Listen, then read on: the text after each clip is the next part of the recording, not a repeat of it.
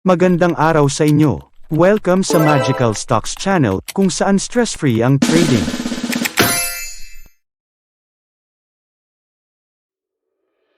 Ang PSE Index ay bumaba mula 7,181.86 noong December 24, 2021, hanggang 7,122.63 ngayong December 31, 2021. Ang performance na ito ay katumbas ng minus 0.82% na pagbaba sa index para sa isang linggo. Ang aming Magical Stocks ay bumaba din mula 839.33k pesos hanggang 838.25k pesos, katumbas ng minus 0.13% na pagbaba sa aming investment. Sa kabuuan, ang kinita ng aming investment ay bumaba mula 138.51k pesos hanggang 137.43k pesos. Ibibigay namin sa inyo ang top 5 dividend-paying blue chip stocks nitong nakaraang taon, 2021, at ang update ng aming Magical Stocks investment para sa linggong ito. Bago tayo magpatuloy sa ating update at discussion ng top 5 dividend-paying stocks at kung interesado kang mag-invest gamit ang aming Magical Stocks o nais lamang na i-check ang pagiging epektibo ng aming sistema, mangyaring i-like ang channel na ito, mag-subscribe at pindutin ang notification button upang mapanatili kang updated kada linggo. Narito ang aming top 5 dividend-paying blue chip stocks para sa nakaraang taong 2021. Ang panglima ay ang Globe Telecom, Incorporated na nagbigay ng 3.25% dividend yield. Ang Meralco Electric Corporation ay ang pang-apat na nagbigay ng 4.36% dividend yield. Sumunod ay ang Tel o PLDT Incorporated. Nagbigay ang Tel ng 4.53% dividend yield na pam-atak sa aming top 3. Ang MBTO Metropolitan Bank and Trust Company ay ang aming top 2 dividend-paying blue chip stocks na nagbigay ng 7.18% dividend yield.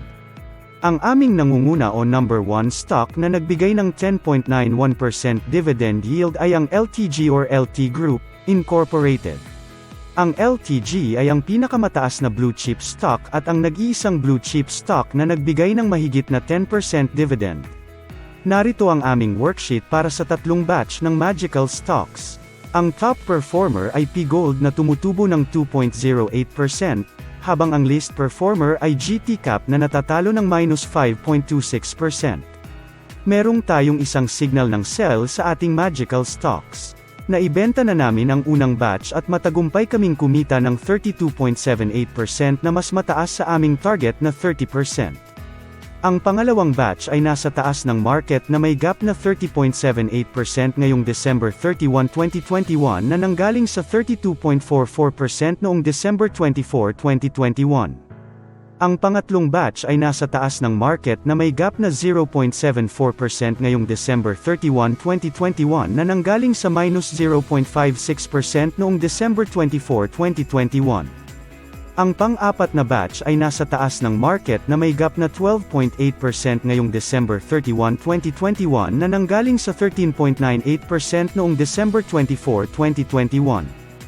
Sa summary ng aming investment, naibenta na namin ang unang batch at kumita kami ng 49,630.94 pesos. Ang pangalawang batch ay tumutubo ng 29.65% na nanggaling sa 32.15%.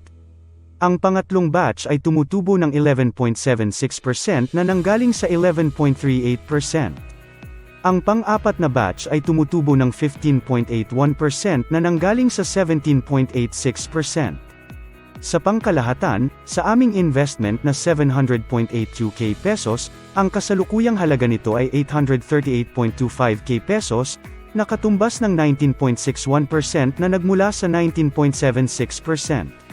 Kumita na kami sa naunang batch, tumutubo na pangalawang batch, tumutubo na pangatlong batch, at tumutubo na pang-apat na batch. Iyan lang po para sa update ng ating mga Magical Stocks ngayong linggo. Salamat sa panunood. Sa susunod na linggo, ipagpapatuloy namin ang pag-update ng natitirang tatlong batch ng Magical Stocks at ang natitira pang 6 na experimental stocks. Quote, "Trading is very competitive and you have to be able to handle getting your butt kicked." Unquote Paul Tudor Jones. See you in the following video, have a great day ahead.